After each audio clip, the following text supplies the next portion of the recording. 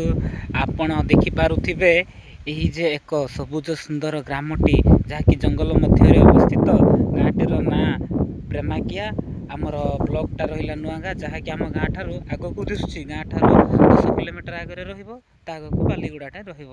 ଆଉ ମୁଁ ଥରେ ସମ୍ପୂର୍ଣ୍ଣ ଭାବେ କ୍ୟାମେରାକୁ ବୁଲେଇ ଦେଖିବି ଚତୁଃପାର୍ଶ୍ୱରେ କେତେ ଯେ ସୁନ୍ଦର ସୁନ୍ଦର ପାହାଡ଼ ପର୍ବତ ସବୁ ଘେରି ରହିଛି।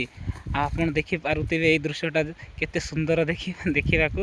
ଆପଣ ଏଇ ପାଖରେ ଆସିଲେ, ପାଖକୁ ଆସିକି ଯଦି ଦେଖିବେ ନିଶ୍ଚିତ ଭଲ ଲାଗିବ।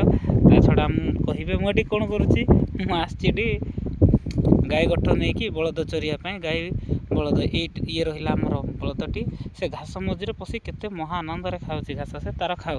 ଆରପଟେ ରହିଲା ଆମର ଗୋଠ, ଗାଈ ବଳଦ ସବୁ ଚରୁଛନ୍ତି। ଆଉ ମୁଁ ରହିଛି ଯେଉଁ ଜାଗାରେ, ଏଇଠି ହେଉଛି ପଥର ଉପରେ ଅଛି। ପଥର ସନ୍ଧିରେ ଆମର ଦେଖିବାକୁ ଗଲେ କିଛି ପାଣି ଅଛି। ଏଠି ପାଣିକୁ ଯାହାକୁ ଏଇ ଜଙ୍ଗଲର ପଶୁ ପକ୍ଷୀ ମାନେ ସମସ୍ତେ ଆସିକି ଏଠି ପିଅନ୍ତି।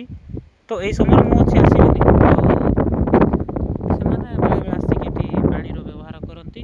ଆଉ ବାକି ରହିଲା ଆମର ଚତୁଃପାର୍ଶ୍ୱରେ ଦେଖିପାରୁଥିବେ କେତେ ସୁନ୍ଦର, ଆଉ ସୁଲୁସୁଲିଆ ପବନ ଦେଉଛି। ଆଉ ଗାଁ ଠାରୁ ମୁଁ ଯେ କେତେ ଦୂରକୁ ଗାଈ ଗୋଠ ନେଇକି ଆସିଛି ଆପଣ ଜାଣିପାରୁଥିବେ। ଆଉ ଖରା ତ କେତେ ଟାଣ ଦେଇଛି, ତା ସାଙ୍ଗରେ ସୁଲୁସୁଲିଆ ପବନ, ଆଉ ଦୂରକୁ କେଉଁ ଜାଗାକୁ କେତେ ମେଘୁଆ ବି ଦେଉଛି। ଦେଖନ୍ତୁ ଟିକେ ପୁଣି ଥରେ ଆପଣମାନଙ୍କୁ ଦେଖେଇବାକୁ ଚାହିଁବି ଏ ଆମର ସୁନ୍ଦର ଗାଁଟି।